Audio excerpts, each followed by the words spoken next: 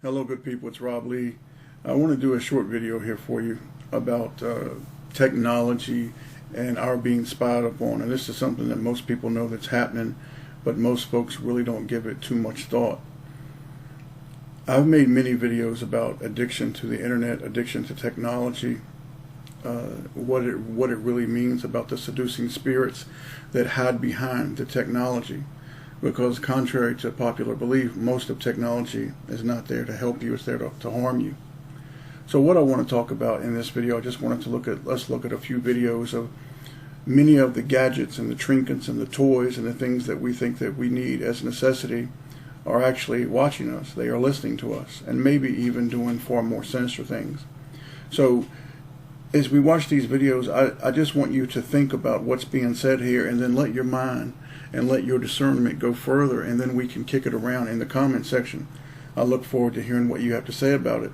From your appliances, cars, your television, especially the phones, the laptops, the tablets, and the televisions.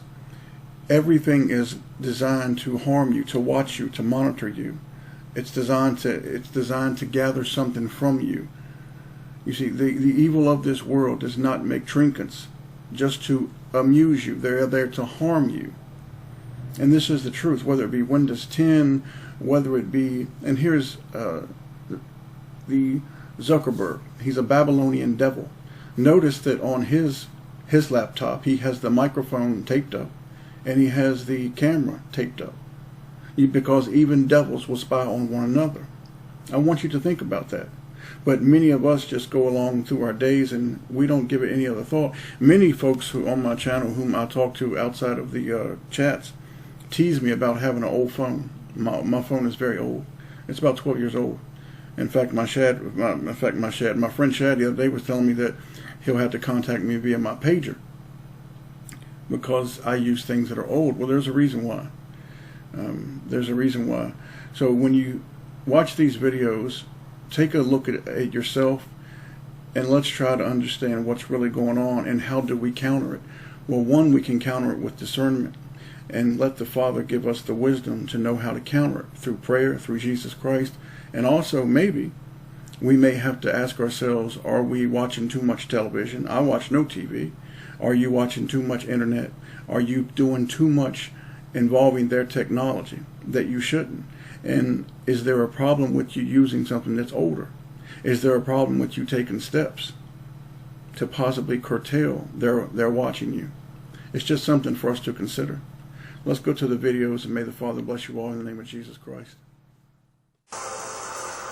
What's really eye-opening here is you watch your TV, but with this hack, your TV can watch you. Show us how that works. So one of the things that we were able to do with the Smart TV platform was actually abuse the browser to the extent that we could actually gain access to the camera that's built into the TV. And so what we can prove here is that with a little bit of extra code,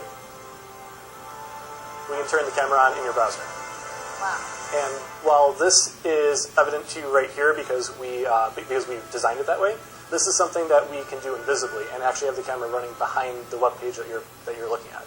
So what this means is I could be sitting here watching TV from my bedroom, and you could be anywhere in the world looking at this image of me watching.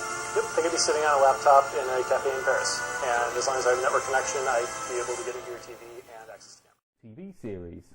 So how is it possible to turn a TV like this into a bugging device?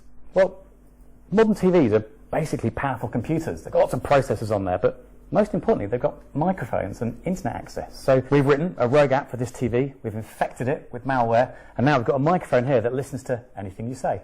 Hello, is anyone listening? Let's see. There it is. The latest technology has allowed spies to turn on new capabilities to monitor people.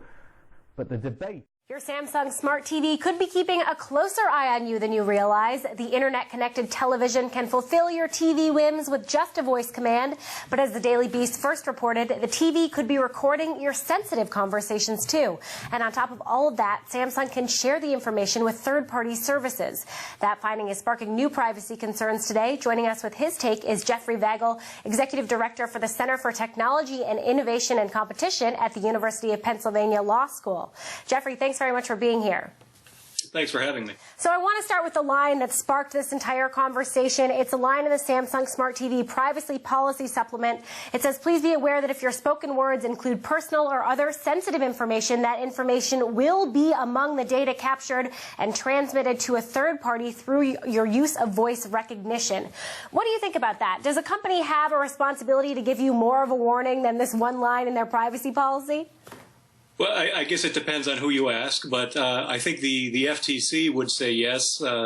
Consumers, at least here in the United States, deserve a better idea of where their data is going. And as we all know, these end-user license agreements, or EULAs, as they're called, are often not read at all.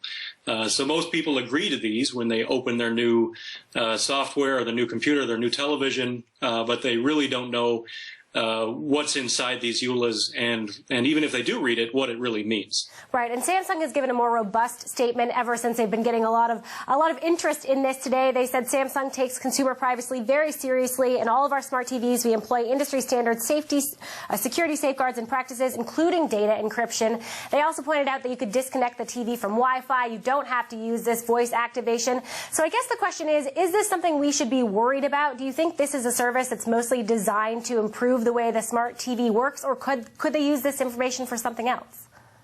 Well, it's both. I mean, I don't think that Samsung has any nefarious motives behind this necessarily. I think they really are trying to improve their product.